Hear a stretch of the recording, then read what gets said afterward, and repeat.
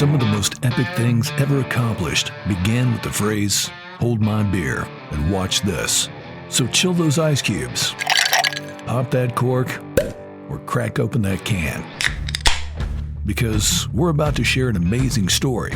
Welcome to the Forward Drinking Podcast. Here's your host, John Hutchings. Welcome back to the Forward Drinking Podcast. I am your host, John Hutchings. I've been holding my breath for a while to have our next guest on the show, and it's finally come to fruition. Zane Peterson could best be described as a young phenom when it comes to entrepreneurship. When Nelly rapped in his song EI, "Drop him out of high school straight into the pros," he could have been rapping about Zane. Young and hungry, Zane created a forestry business just out of high school and since then has built an empire in the timber industry in the last 8 years. His story is as inspiring as it is educational, so grab a beverage and tune in. Zane, welcome to the show. Yeah, thanks, John, for having me. I've been stoked on this one for a very long time. I'm excited. What are we drinking today? Drinking ice cold Dr. Pepper. I love it. So my wife is going to laugh when she hears this. She's actually going to be like, "Why did you do this?" But I love the movie Forrest Gump. Oh, yeah. And I use this saying all the time. It drives her crazy, where he goes to the White House and he's like, "The best part about going to the White House is all the free drinks. I almost drank me 15 Dr. Peppers." And it follows with the "I have to pee." But anyhow, yeah, let's get into it. And by the way, this is my favorite soda when I was a kid. So cheers. Pretty good. All right, dude. Tell us about growing up. Yeah. So, grew up right here in West Reading. Just typical kind of, small town kid. I lived in Reading, which is the big city of Northern California, right? But Oh, yeah. loved playing baseball and hunting a lot. Just go duck hunting with my dad so much. It was a blast growing up, and just got to be outside a lot and enjoy what the North State had to offer. Absolutely. And for me personally, I the same thing. I mean, I can't imagine growing up in a big city where I didn't have the opportunity to like go outside and run around on my bare feet and like ride dirt bikes and explore and climb trees and do all that, which is super cool. So within Reading, where did you go to school? So I went to like a small charter school growing up, and then high school I homeschooled. Okay. And then I played baseball through American Christian. So I got to go to school a couple days a week, but then play baseball and do all that stuff. So my whole life through high school wasn't totally consumed with school, which was definitely different, but I still got the, social aspect and got to hang out with people. Absolutely. So. Yeah, it would have been a bummer for me growing up not to have been able to play like high school sports, and especially I kind of think that, kids that grow up involved in team sports and stuff, it's obviously really good about working in a team and leadership stuff. But I have to imagine, though, that's pretty awesome with the homeschooling and the charter stuff that you were doing outside that had to kind of play a role in your being out in nature and just your love for the woods and all that stuff. Oh, absolutely. It did. And it allowed me to go spend a lot of time with, different family members and that were in business for themselves. I mean, my whole family is consumed with entrepreneurs, which is pretty cool to grow up around that. But I got to, go with my grandpa to different power plants and different stuff, and my uncles to sawmills. And I got to experience things that, someone in their teenage years probably wouldn't get to do if they were in school every day. So absolutely. And so cool. Was your mom and dad, did they have an entrepreneurial background?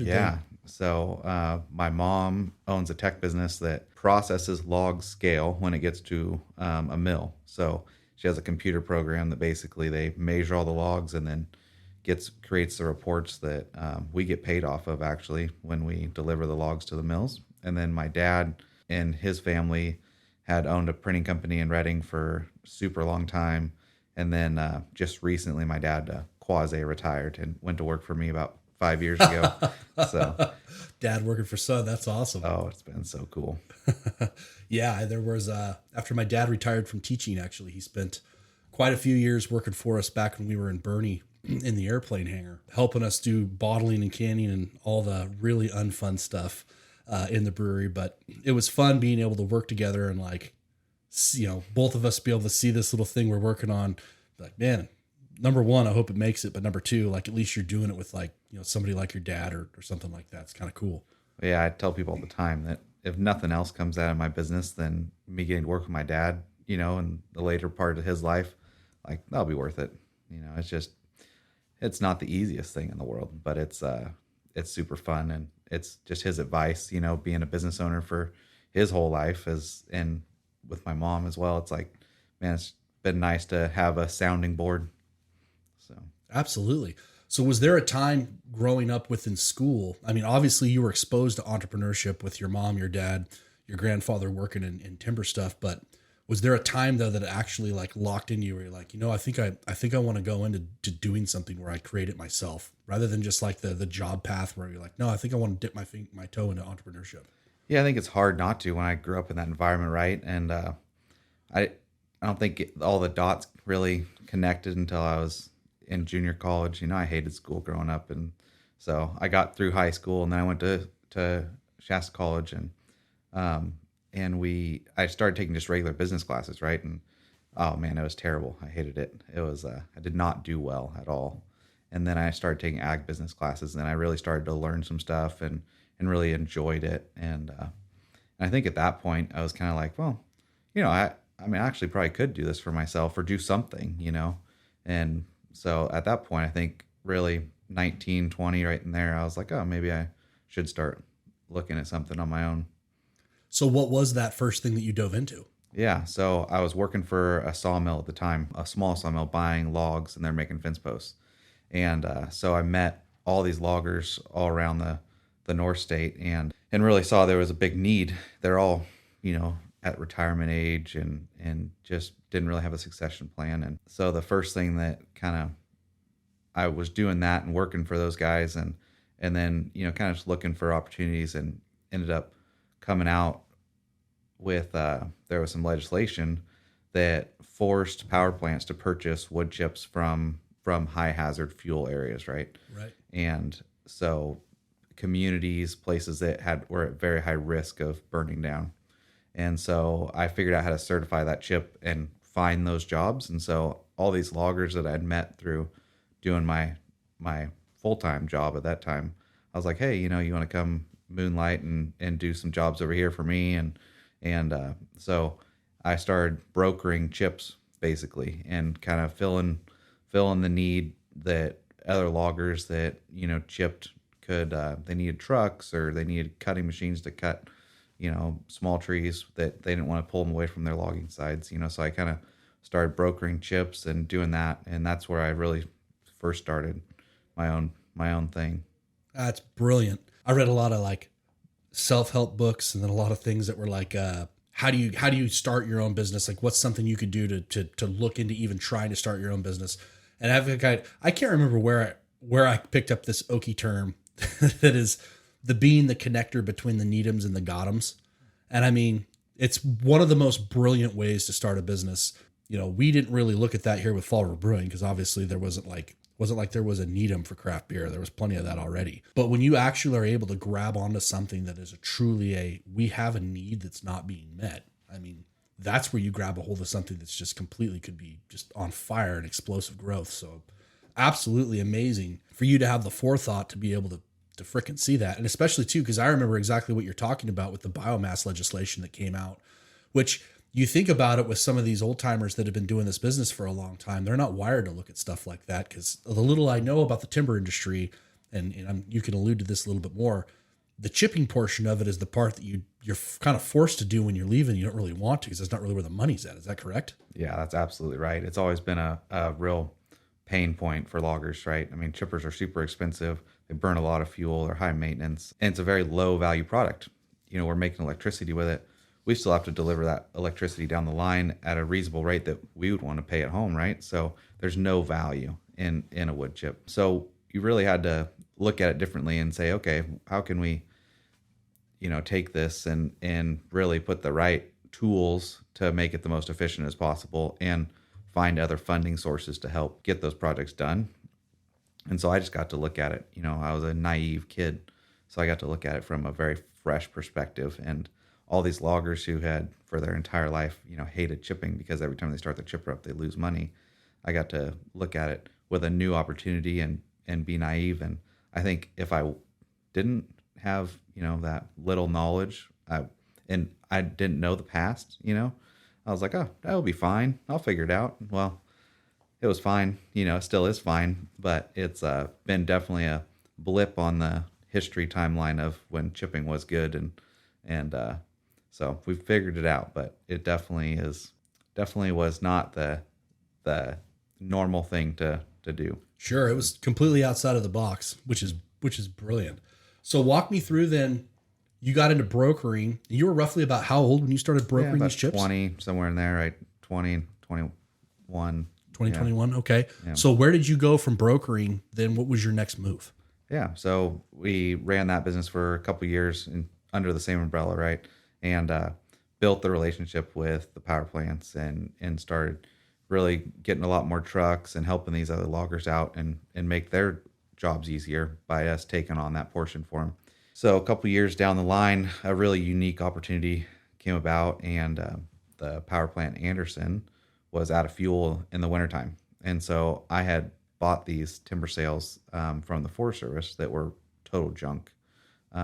And they had no saw logs in them, or, nothing that was making quality lumber. So we needed to chip them. Well, with that power plant being out of fuel in the wintertime, they ended up buying logs from me. So we hauled logs into their yard and then chipped them. And it was a very unique circumstance that I'll probably never see again in my life. But we were hauling logs from our sales in and chipping them right there in the yard. And so we did that for a few months with subcontractors. And then I ended up buying a loader and a chipper and started chipping it, throughout the winter and just saving up some money. And then bought a skidder and, just take it one bite at a time there that first spring. And then, eventually we chipped all the logs in the yard, and it's like the sun's shining. So we had to go to the woods and go do something. So that's when my first job was in Shingletown, and we went up there and chipped some stuff. And I don't know how we made it, but, we muddled through and figured it out. Absolutely. Winging a prayer like we all do. Oh, yeah. So it makes the story that much more awesome. So walk me through then. And I think a lot of people, when they hear these types of stories, Zane, and I think one of the most incredible parts of it, obviously there's the resiliency of getting through how hard that is, that I think those of us who have done it can appreciate it. But two, being the person to be looking at the right place in the right time, that has to time. You found something, like you mentioned, you were lucky that it happened, that you'll probably never see that again, that that power plant was needing that fuel at that time that you were able to supply, but you were looking at the right time, which makes it awesome. And then the final caveat to that is what a lot of people, I know for me personally, always struggled with. Okay, I found this great thing and I have this great opportunity. How do I get the funding? And it sounds like from your brokering, obviously you had some cash there, but you went from this portion of your business, you started to grow pretty rapidly. So how did you get the funding to be able to support that type of growth, and what did you do? Yeah. So what really helped me was having that 2 years of experience, brokering the chips. So I had a business, right. And I was just making $1 on top of everything. Right. So really wasn't making a lot of money at all, but we ended up, we had some history, and I had the contracts. So I could deliver the product, if I produced it. So I ended up going to Farm Credit, here in Northern California, and they have a special program for young beginning farmers. And because I had a little bit of history, and then they are incentivized to loan to new young agriculture businesses, we fit right into that. And they were able to give us the first couple loans on equipment. And without that, no one else, no other bank would even talk to me at that point. So without that program, I probably, I don't think I would be here, but yeah. Well, it plays that role. I mean, that's the whole reason why they have those programs, and especially too, what's awesome about, because I didn't even know about the program that you just shared, which is great. I'm gonna have to keep tabs on that one. See, I'm learning from this just as much as hopefully our audience is, but in the brewing industry, obviously we still fall under ag. So that's, a fantastic resource for us to look into, but I'm thrilled to know that there are things out there for that, because as you and I both know, these industries that are here, the ag industry in terms of farming, ranching, the timber industry, they're sadly to say they're kind of dying industries, not because they're dying right now, with the people that are doing it, but because they're not good, they're dying because we don't have a younger generation of people that are hungry to want to do it. And being able to support that, obviously through funding and stuff to help younger people get into it, is phenomenal. So again, another great thing that you went out and figured that out. So from there, tell us about your next moves in business. Yeah. So, it's been a wild ride since then and made plenty of mistakes. We kind of took off from there and just ran that one chipping crew for a couple of years. And we were doing service work projects. So we would go in and take like 1,000-acre block of land surrounding a community, and we'd thin trees out so they can grow faster, healthier, and take in more water and all that stuff. And so we did that for a couple of years, and we're doing a bunch of community projects and just trying to, find where we fit in, because that was the biggest thing is, I had these relationships, all these loggers, and I didn't want to compete head to head with them. Right. I wanted to fill a niche that no one else was doing. So we just looked for the jobs that no one else wanted to do and continue to take those on.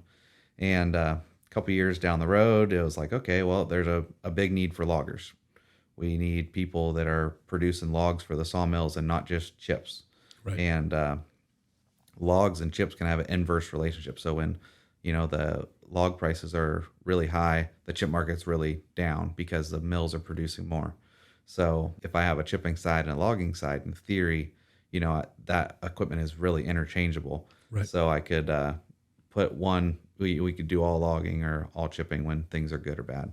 And in theory, it works out that way. But, in real life, it doesn't always. So, and so we added a logging side and kept on taking on more work and just getting the reputation of taking on the jobs that no one else wants. And we've kind of fulfilled a niche in the industry in that. And now we run a chipping side and 2 logging sides and kind of a service work crew. So we have 4 crews out there doing different stuff, and just tried to really have a diverse business that takes on anything and everything to keep our guys busy and have year-round work, which is really super important for this next generation.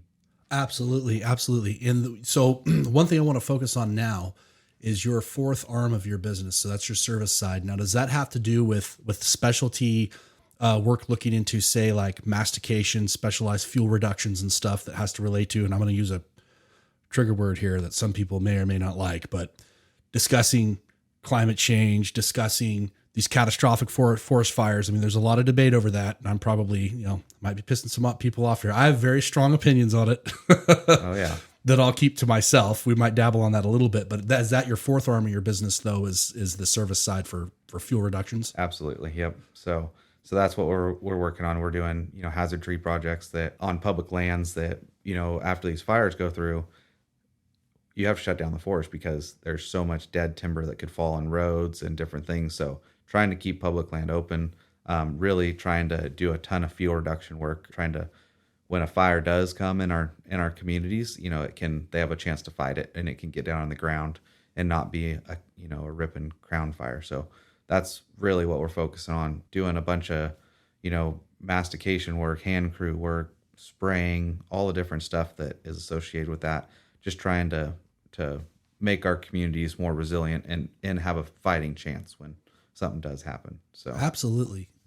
And that's one that I obviously don't have the experience that you have. I mean, you're in the woods every day. And that's one thing, like I'm going to get on my soapbox here a little bit, but one thing that I really urge people that have a strong opinion on, let's say, the climate change debate, or have a strong opinion on these catastrophic forest fires and stuff, I really urge people, go find somebody that works in the timber industry. Go find a Zane Peterson. Go find people that work at SPI and go listen to them tell you about what's happening with that forest. Because I think a lot of the thought process is that you guys are in there to just rape and pillage the forest so you can make money. And I think that the main misunderstanding for that is that forest is your guys' baby. I mean, that thing is your bread and butter. It is the resilience of that forest is what's going to keep you guys being able to keep your businesses going year after year.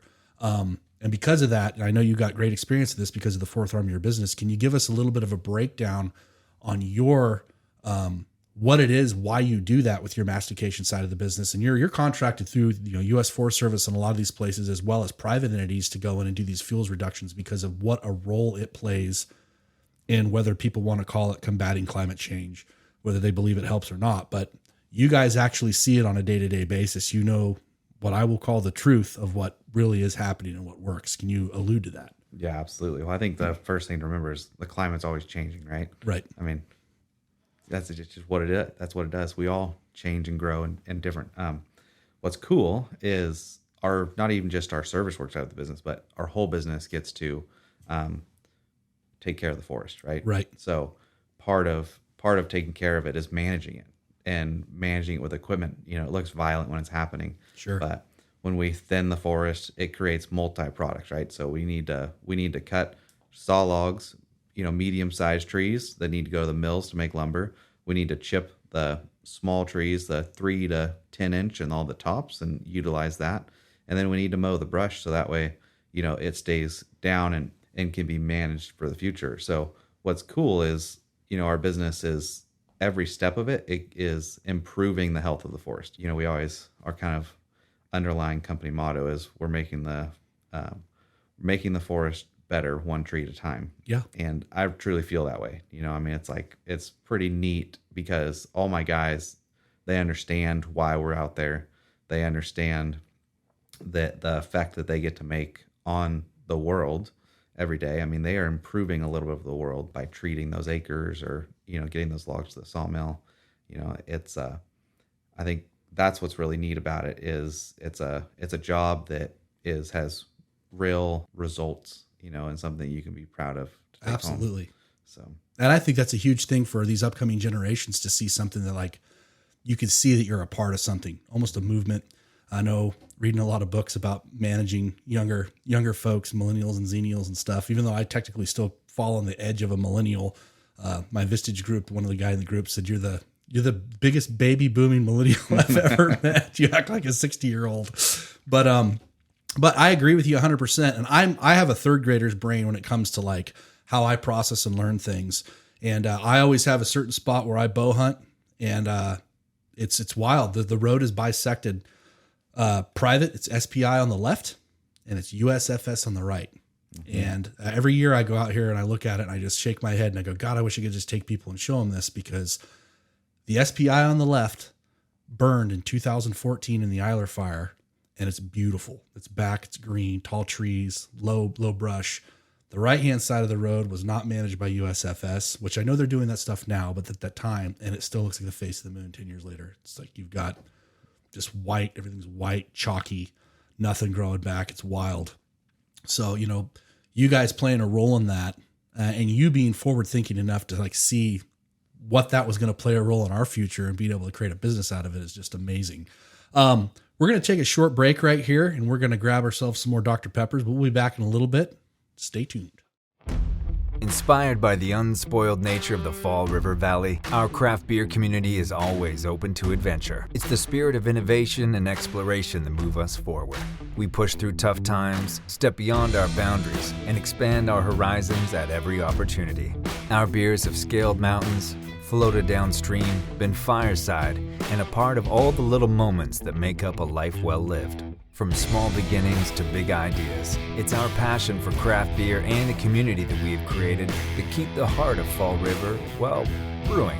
Whether it's the crack of a can, the rush of a tap, or the clink of a glass, these are the sounds that pull us forward toward connection. Connecting to nature, connecting with friends, and connecting the memories you make with Fall River beers. Fall River Brewing Company is proud to sponsor the Forward Drinking Podcast. We hope these stories motivate you to think creatively, take risk, and put a plan into motion. Fall River Brewing Company, Redding, California. Please enjoy responsibly. All right, welcome back. Got a new Dr. Pepper here. It's going to make me burp. So we'll climb down off of our Enviro soapboxes. We'll get back into business. So Zane, we kind of busted through this pretty quickly, and a part of it is because you've taken something that started as brokering chips, that was literally something you were able to do with very little to no capital, very little to no equipment, nothing but your brain and probably a cell phone and a whole lot of brawn and grit, which makes me so proud of you. Back it up and kind of give us the timeline from the chipping business, and how old you were all the way to where you are now. Yeah. So we started brokering chips there in 2016, and about a year and a half, 2 years into that, started buying equipment, and then really, a year into it, and it's like, oh man, maybe we need some more equipment. I was young, so I was like, oh, I love logging equipment. Let's buy some more. Well, that's no big deal, And so had a little bit of success and just started buying as much logging equipment as I could for a couple of years there, and it got super overwhelming. So 5 years into my business, quite a bit in debt, making the payments, but just super scared. Every time a raindrop hit the ground, I'd be terrified.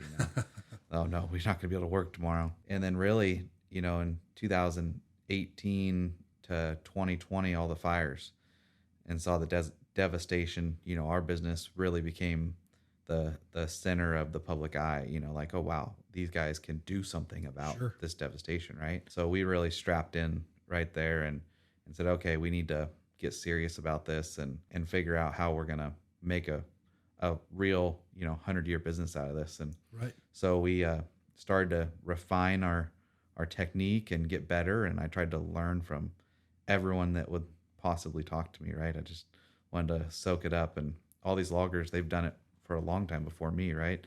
And so, man, if I can just learn from them, I'll if I don't make the same mistakes as them, I'll be a lot better off. So I want to make new mistakes. So I just started, trying to go and visit people and learn and so many people helped me, which was really cool. That's a super neat thing about, farming and logging and small businesses. Like, man, people actually really want to help each other. And from there, got some great people on our team and really stepped it up. And then, probably 2021 is like, okay, well, starting to get some traction here and building, the mills saw that I wasn't going to go away. It wasn't just a flash in a pan, and I wanted to be in this industry. And so started working for the sawmills around and delivering logs to them.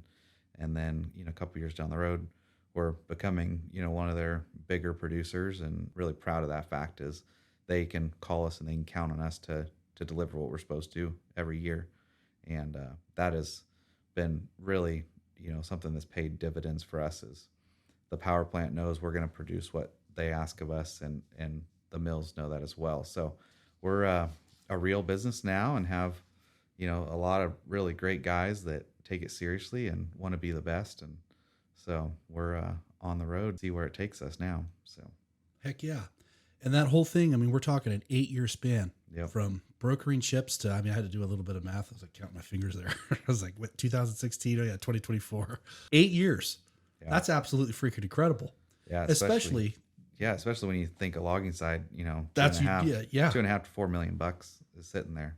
Absolutely. So. It's incredible. And from somebody who has done something from a startup like you've done, which nothing like you've done, but similar in that where they were startup. It's just, it's absolutely inspiring. So where are we at today? Can you give us a little breakdown on Zane Peterson Timber today? How many employees? Yeah. You guys working in multiple states? Are you, mostly Northern California? What's the breakdown? Yeah. So we work from Sacramento north, mostly in the Eastern Sierras, some in the Coast Cascade Range, and we have about 30 employees. And then we have total subcontract cutters and truckers and all that stuff. We have over 60 people hitting the ground every day. Wow.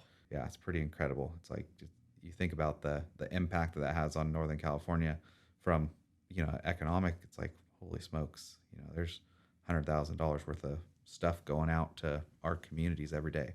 Every day. And I'm really proud of that fact. I love that a logging business gets to support a rural community. All my guys, they live in Bernie, they live in Cottonwood, they live in Anderson, some live in Redding. It's like, man, it's so neat that we get to keep small town America alive. Totally. And like you said, it's in areas that are not normal areas to be able to have those kind of jobs. I think that's what's huge about what you're doing and is so important for this type of an industry, because you look at a lot of folks right now feel like their opportunities exist if they go to the Bay. They got to get in tech. You got to be in a big city. You can't have a good job and live in the places that maybe you grew up and want to live, because there's supposedly no opportunity there. But especially in this industry, it's a lot of what's keeping some of these smaller towns alive. If you look like Chester, Westwood, Fall River Mills, obviously another area where I grew up that was really heavily dependent upon the timber industry, loggers. And as we've said before, this is an industry that needs younger folks coming into it to keep those alive. So thank God that you're, grab this, and you're not 70 years old right now going, who's going to take the reins of this thing? Still very young. And overall too, with your business, I mean, you have, it was one thing for me when we started this, it was really hard for me to wrap my head around the day that we would be able to say, like, one, we could provide a place where people could work to retirement. So I remember thinking, for me personally, I was like, I don't have a business until I have that. Two, I never ever imagined being able to hire like executive level help. And that was another thing that was like, oh God, why, like, executive level help? I'm having these people that are way smarter than me. They're going to realize that I'm not too bright. How's this operation around? But, is there a point when you guys reach in your business where it's like, okay, we're going to start putting those things in place. We're going to get this executive level help, because you're just, fast growing businesses, you have to have it. Where are you guys at within your portion of your business on that? Yeah, absolutely. So that's what's been so cool. I have my dad on board, is he has so much experience. And so he's really helped me, on connecting with employees and managing them, making sure, we're doing the right things. Right. And then, about 4 years ago, we transitioned to a controller that is now transitioned to, half her job is being a controller and half her job is being a CFO. And Wow. That's really helped me, because have someone else that has a really high level knowledge of financials and where we should be, Right. like I have no idea. Right. I mean, there's most industries across the country have some sort of metrics, right? You have where, some sort of expectations of where, if you're doing good, this is where you should be. Well, the logging industry, we have no data. No one, the guy driving down the road in his new pickup, that's like, oh yeah, hey, Bob's doing good, yeah. So that's been really challenging. It's like, I don't know, where we'd be doing good or not. So Sure. Bringing her on board, and she's been super helpful in teaching me and trying to make me smarter. Right. And so that really leveled up our business from there. And I have confidence in, buying that new piece of equipment or not. I know that we're making the right decision from that point. So yeah, it's a huge, huge thing when you can get to that point. Absolutely. Because as we just talked about, you created an executive level position in an area that might not be able to have that, that kept that person from having to go to the Bay Area to have a CFO position. Mm-hmm. We all know, I don't give a shit if you're the business is selling widgets or jacks or whatever. If it's got the title CFO on it, it's not cheap, right? No. And it takes a lot of growing to be able to get to those phases. I remember for me, that was one thing that was kind of like, all right, we're getting to that level. We can have some executive help, which is super cool, man. Congratulations on that. So we're gonna jump into one of my favorite parts of the Forward Drinking podcast, and that's where we get a chance to ask our guests to really drop some knowledge, breathe some life into our listeners, all millions of them. We're going to say there's millions of them today. So to start off with, question numero uno, Mr. Zane, you got into this business at a young age, and it's weird for me. I still feel like I'm young, even though I look in the mirror and that makes me realize I'm not young anymore.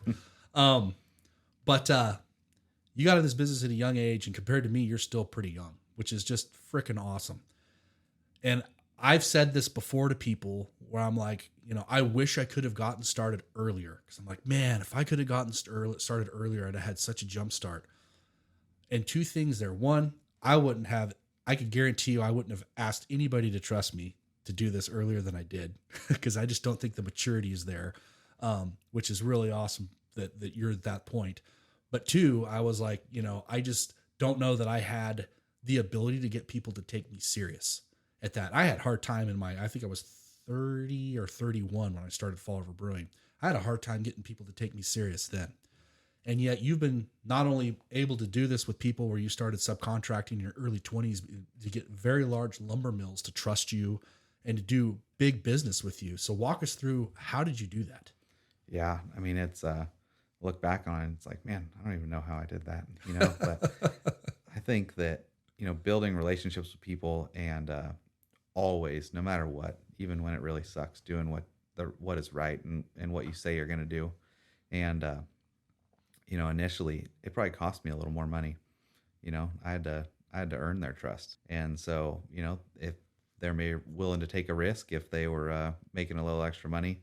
And so I was able to figure that, how to get that to them, and just trying to soak up as much as I could while I was around those, the older generation of loggers, and just try to learn from them. And I try to maintain that today as, I want to listen more than I talk, which is why I'm excited to be here with you and learn about your business, right? I mean, we have something to learn from everybody, and, you can take the good things that you learn and take the mistakes that someone else made and just say, hey, I'm going to make a new mistake. I'm just not going to make the same one as them. And so I think early on, it cost me some money. And then once they realized I paid my bills and I was trustworthy and I could perform, then it was like, okay, well, maybe let's help this kid out. So, and I'm still earning that trust with the industry for sure. It's I don't think it's something that you just have one day. It's something that you have to earn every day. Absolutely. Yeah. It's like the old adage, the rent's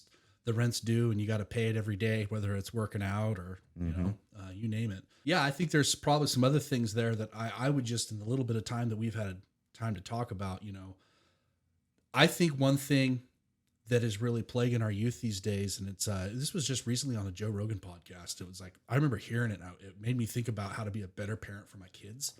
Because I mean, as I'm sitting here talking to you about this, it's really hitting home things that I need to remind myself on a daily basis with my kids is being resilient and being tough. I mean, holy crap, what you're doing in your 20s, again, this is going back to when I was talking about the immaturity level. I remember being in construction, working for somebody else and being so stressed out over things and like acting as if somebody was going to die over something that was like something didn't go right on a project, right? Just being a total drama queen about it. And I didn't really have anything tied up in that was like my house or anything that you're going to lose. Whereas, you in your early 20s doing what you've been doing have been doing what we talk about with entrepreneurship, where you're like, shove the chips in every day. You do the all in. You don't have a choice, right? No, there's a reason I don't gamble at the casino. Exactly. Yeah. And that Joe Rogan podcast talked about the folks these days that are resilient and tough. And I'm not going to say exactly what he said because Joe cusses a lot, but he said they're going to rule the effing world because this world is full of so many weenies and sissies these days. I definitely just the little bit of time that we've been talking, I mean, it's just amazing to me now to see somebody that's still out there just getting after it. Like, like our folks and grandparents and stuff used to do. It was like 18-year-old kids used to go to war, Mm-hmm. You don't see that anymore. It's just crazy. So I just think that's awesome. But, secondly, and I think you kind of touched on this a little bit, but I know you've got a lot more success principles that you've learned over the time. I mean, what advice would you give young entrepreneurs as well on just success? Like starting a business, obviously, but how to like grow and maintain that business and be successful. Yeah. I mean, the business is only as good as your people, right? And so when you build a business, you generally starts out as yourself, right? So that's how I started. And then we always want to have more, right? And we want to have a bigger impact, but the people is what gets you there. And I have been so fortunate to, the people that were here for a short time and the people that have been here since the beginning in my business, I have to do my best to take care of them, right? Yep. I'm here to make our industry better, a better place to work, a better place to be more productive, right? And so as long as the owner of your business, you are trying to improve the current system or improve your employee's life, I think that is the biggest thing, because without them, we're nothing, right? Absolutely. Yeah. Surround yourself with people that are smarter than you. Oh yeah. I had the hardest time learning that in the beginning. I'm like, that just sounds weird. That sounds like a good way to get held hostage. People are like, oh dude, you don't get it. Yeah. It's amazing though, when, I'm not a logger, right? I'm an entrepreneur that I didn't grow up being a logger. My parents weren't, first generation. And my guys that work for me, they've been doing it, some of them are in their mid 40s, 50s. Yeah. They've been doing it their whole life, and it's like, man, why would you want to work for me? I've never been there. It's amazing that when you step back and look at it, it's like, okay, what am I good at? I'm good at building relationships, finding work,